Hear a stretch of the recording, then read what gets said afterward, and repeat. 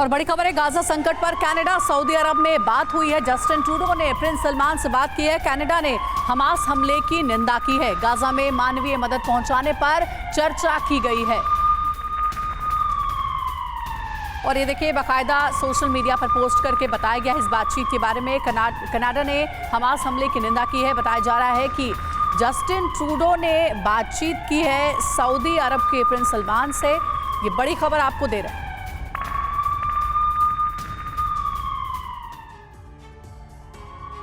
और इस बीच देखिए, एक और अपडेट सामने आ रहा है। इजरायल का फाइनल प्लान तैयार है। हमास से निपटने की बड़ी तैयारी है। इजरायली रक्षा मंत्री ने इस बात का ऐलान किया है, जो फाइनल वॉर का ब्लूप्रिंट है वो तैयार किया जा चुका है।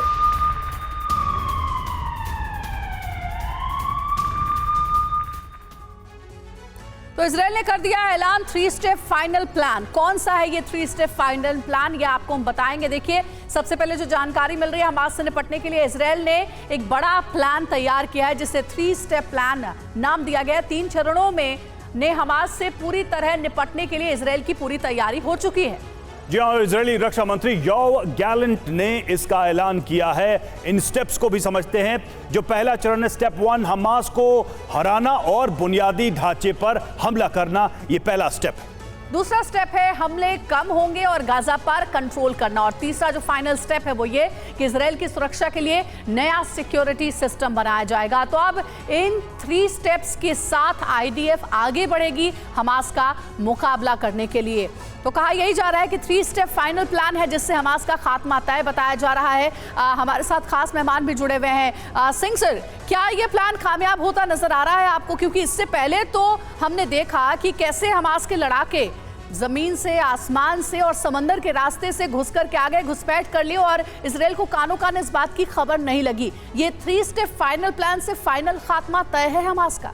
देखिए, ये जो पहले इजराइल पर 7 अक्टूबर को हमला हुआ हमास के द्वारा, ये एक बहुत बड़ा सरप्राइज था, इसमें कोई डाउट नहीं है। उसमें काफ़ी फेलियर्स हैं जो इजराइल की सैन्य शक्ति और जो उनकी इंटेलिजेंस सिस्टम है उसको दर्शाते हैं, इसमें कोई डाउट नहीं है। लेकिन उसके बाद इजराइल की जो रेजिलियंस है, जो उस देश के, उनके अंदर, लोगों के अंदर अपने देश के लिए देशभक्ति है और जो अपने देश को करना चाहते हैं, उसको आप नकार नहीं सकते। और ये इजराइल जो है, हिस्ट्री बताती है कि उन्होंने कभी भी ऐसा कोई हमला हुआ तो उसका रिटेलिएशन बहुत अधिक करते हैं, ताकि वो अपने एम को पूरा करें, ताकि वो जो अटैक हुआ है आगे से वो टेररिस्ट जो कभी सोच ना सके दोबारा अटैक करने का।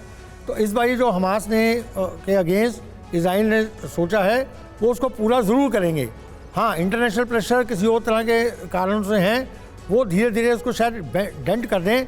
लेकिन इस बार जो पहला चरण है, अभी वही ख़त्म नहीं हुआ है। एक बार पूरे हमास को फ्लश आउट करके उसके बाद जो बाकी 2 चरण दिखाए हैं, वो तो रीबिल्ड और रिकपरेशन वाले हैं। मेन है जो पहला चरण, जिसमें हमास को ख़त्म करना है और पूरे उस गाजा से निकाल देना है, वो ज़रूर इसको पूरा करेंगे। बाकी 2 चरण ऑटोमेटिकली फॉलो करेंगे। जी बिल्कुल। और देखिए, ये स्टेप बाय स्टेप तैयार है पूरा प्लान। सवाल यह है कि जो ग्राउंड ऑपरेशन की बात की जा रही है, उसकी शुरुआत के साथ ही क्या इन तीनों चरणों पर काम शुरू हो जाएगा? क्योंकि सबसे बड़ा सवाल यही है कि वो ऑपरेशन कब शुरू होता है। अमेरिका बार बार इजरायल को कह रहा है कि ऑपरेशन को रोक दे। हमास के पास ना सिर्फ सोफिस्टिकेटेड वेपन थे, बल्कि मेडिकल इक्विपमेंट भी थे। ये पूरा जखीरा जो आप देख रहे हैं, ये सिर्फ बताया जा रहा है 1% है उस सामान का जो हमास अपने साथ लेकर आया था। अगर आप देखें, इसमें बैंडेजेस के साथ, पट्टियों के साथ साथ, अगर किसी को फ्रैक्चर हो जाए, किसी के रिब्स टूट जाए, किसी को कुछ हो जाए, तो पूरा चलता फिरता एक छोटा ऑपरेशन थिएटर उनके पास था। अगर आप देखें तो ये देखिए, ये सारे जो अपनी किट्स हैं, ऐसे बैग जो हैं वो लगातार अपने साथ लेकर चल रहे थे, जिसमें ग्लूकोज, सभी मेडिकल इक्विपमेंट, इसके अलावा छोटे ऑपरेशंस अगर करने पड़ जाएं तो उसके लिए भी चीज़ें थे, ग्लव्स, यहाँ तक कि रिब्स या फिर कहीं पर उनके चोट लग जाती है तो उसको प्लास्टर कैसे किया जा सकता है, वो भी है।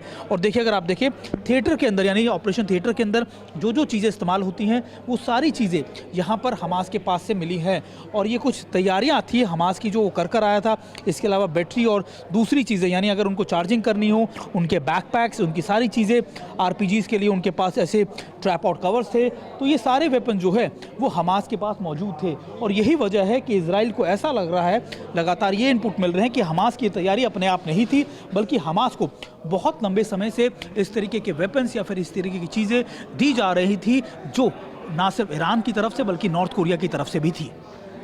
हमास की तरफ से अपने आईडीज़ के लिए कुछ इस तरीके के इलेक्ट्रॉनिक डिवाइसेस का इस्तेमाल किया गया।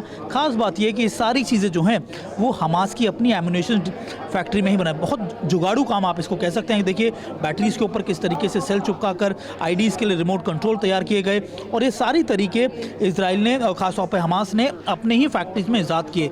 यानी ना सिर्फ उनकी एक अपनी बड़ी सेना थी, एक लगातार एक गवर्नमेंट चलती थी, बल्कि ऐसी बड़ी आर्म्स एंड एम्यूनेशन की फैक्ट्रियाँ भी चला करती थी। और अगर आप देखें ये सारे रिमोट कंट्रोल या डिवाइसेस उसी का एक जीता जागता उदाहरण भी है कि कैसे लगातार आईडीज़ के लिए इस्तेमाल किए जा रहे थे। और दूसरी बात ये कि ये सारे वेपन्स इजरायली की सेना को जब हमास को टारगेट किया गया तब पाए हैं। और एक बड़ी खबर है ईरान की। अमेरिका को बड़ी धमकी, इजरायल को हथियार देने पर धमकी दी गई। ईरान की धमकी के बाद से तनाव बढ़ गया है। ईरान भी इजरायल पर कर सकता है हमला।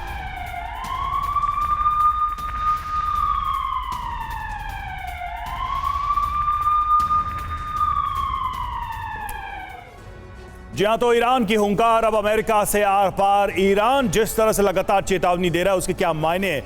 अब तक क्या कहा गया है? ईरान की तरफ से अमेरिका की तरफ से जारी मदद के बीच ईरान ने बहुत बड़ी धमकी दी है। ईरान ने कहा अमेरिका हथियार देता रहा तो गाजा में हालात और बिगड़ेंगे। ईरान की चेतावनी, इजरायल को हथियार नहीं दे अमेरिका। युद्ध अपराधों को रोकने के लिए बड़े एक्शन की जरूरत। ईरानी आर्म फोर्स चीफ ने कहा है गाजा को मानवीय सहायता भेजना जरूरी। ईरानी आर्म फोर्स चीफ का यह बयान है।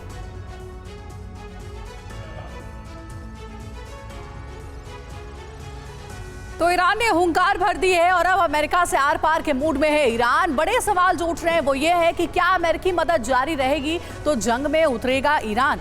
क्या इजरायल पर ईरान की तरफ से भी हमला होगा? ईरान जंग में कूदा तो क्या इजरायल वर्सेस अरब देशों के युद्ध देखने को मिलेंगे? तो देखिए ये बड़े सवाल है क्योंकि ईरान लगातार चेतावनी दे रहा है और इस युद्ध को लेकर के कड़ी नाराजगी भी जाहिर कर चुका है। हमारे साथ खास मेहमान भी जुड़े हुए हैं, उनसे भी जरा बात करते हैं और उनसे समझते हैं कि क्या सिचुएशन बनी हुई है। थापर सर, ईरान ने सीधे सीधे कह दिया कि अगर अमेरिकी मदद जारी रहेगी इसी तरीके से इजरायल को तो वो दिन दूर नहीं है जब ईरान को भी मजबूरन इस युद्ध में कूदना पड़ेगा। क्या ये सिचुएशन बनती नजर आ रही है कि इजरायल पर अब ईरान भी हमले की तैयारी कर रहा है? देखिए, इसका एप्रीहेंशन तो शुरू से ही रहा है। हम सबको मालूम है कि हमास ने अकेले ये काम नहीं किया, ईरान ने किया है। और बेसिक जो ईरान का रीज़न वही जैसे आप लोगों ने पहले बताया कि जो सऊदी अरेबिया का इजराइल के साथ अमेरिकन प्रेशर में और या बातचीत में के दबाव के साथ जो पीस इनिशिएटिव बन रहा था, हालात बदल रहे थे, क्लोज आ रहे थे दोनों, उसको ठेस लगाने के लिए, उसको तोड़ने के लिए ईरान ने ये करवाया। ईरान इसके पीछे है और वो हमास को लगातार सपोर्ट करता रहेगा। अब डर ये है कि पहले ईरान कुछ इजराइल पे लॉन्च करे या इजराइल प्रीएम्प्टिव करके ईरान के ऊपर कुछ लॉन्च करे, क्योंकि अगर ऐसे इधर वे हो गया तो ये रीजनल वॉर में ट्रांसफॉर्म हो जाएगा और इसके चांसेस काफ़ी हद तक हो सकते हैं, क्योंकि दोनों मुल्क ही अपने अपने स्टैंड को लेके बहुत अड़े हुए हैं। तो मुझे ज़्यादा ये लगता है कि इजराइल प्रीएम्प्टिव शायद ईरान के ऊपर लॉन्च करे तो ये एक युद्ध बढ़ सकता है। और सर ये भी तो समझना होगा कि अगर अमेरिका इजरायल को मदद पहुंचा रहा है तो उधर हमास को पर्दे के पीछे ही सही ईरान भी बड़ी मदद पहुंचा रहा है। इस बीच एक बड़ी खबर, हमास के हथियारों पर इजरायल का कब्जा, और बताया ये जा रहा है कि TV9 के कैमरे पर हमास के हथियारों का जखीरा भी देखने को मिला है। आपको रिपोर्ट दिखाएंगे। हजारों RPG ग्रेनेड और माइंस बरामद की गई है। विदेश से मिले हथियारों पर भी IDF का कब्जा। हमास के पास उत्तर कोरिया ईरानी हथियार मिले हैं। हम इस समय मौजूद हैं उस जगह पे जो आर्म्स एंड एम्यूनेशन डिपो है, और ये इजराइल का वो एरिया है जो बहुत ज़्यादा संवेदनशील है, क्योंकि इसी एरिया में ना सिर्फ इजराइल ने अपने सैनिकों के आर्म्स एंड एम्यूनेशन बल्कि वो भी आर्म्स एंड एम्यूनेशन रखे हैं जो हमास से पाए गए। अगर आप ये जखीरा देख रहे हो, ये सिर्फ बताया जा रहा है कि 1% है हमास के पकड़े हुए चीज़ों का। और लेकिन सबसे चौंकाने वाली बात ये कि अगर आप इधर देखिए, मेरे कैमरा पर्सन आपको दिखाएं, तो ये है ईरान से मिले हुए वेपन्स, और ये कुछ ग्रेनेड्स या फिर रॉकेट बता रहे हैं कि ग्रेनेड्स हैं, हैंड ग्रेनेड्स हैं, जिनका इस्तेमाल हमास ने किया है। देखिए अगर ये मोटार्स हैं, और ख़ास बात ये कि ये सारे वेपन जो है वो ईरान की तरफ से। लेकिन अगर आप पीछे और जाएंगे तो आपको नज़र आएगा कि ग्रे में अगर निशान आपको दिखा रहे हो वो वेपन्स हैं नॉर्थ कोरिया के। जी हाँ, कहा जा रहा है कि नॉर्थ कोरिया से भी कई वेपन्स आए जिसमें आरपीजीज के शेल सबसे ज़्यादा है। बाकी के ज़्यादातर शेल जो है वो खास तौर पर हमास ने ही तैयार किए हैं। और अगर आप देखें, ये वो आरपीजीज है, ये वो चीज़ें हैं जो हमास अक्सर अपने लिए इस्तेमाल करता था।